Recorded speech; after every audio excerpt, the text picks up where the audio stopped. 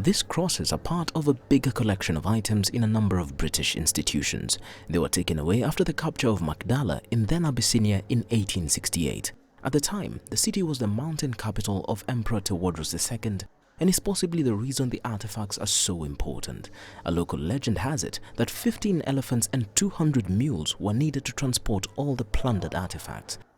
Ethiopia had launched a formal restitution claim back in 2007 for the items. That request, though, was refused.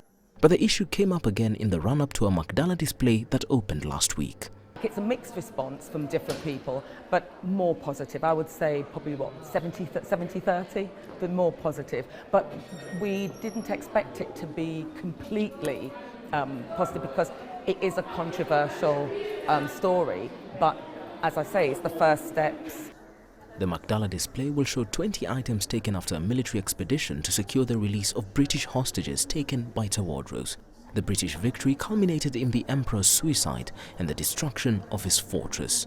We hope it's the start of a conversation about access to these objects and how we can work with the Ethiopian community, both within Britain and internationally, to increase access and knowledge and expertise on these objects.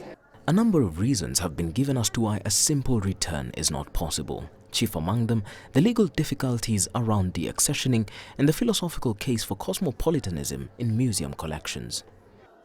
With objects of this nature in museum collections, there are a lot of complexities surrounding their inclusion in the museum collection and their kind of legal status. So talking about a loan is perhaps the easier way of ensuring access to these collections. The loan proposal has been welcomed by the Ethiopian state and campaigners, but has brought with it a complex debate.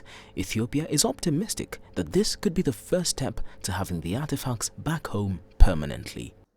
Mirungu, CGTN.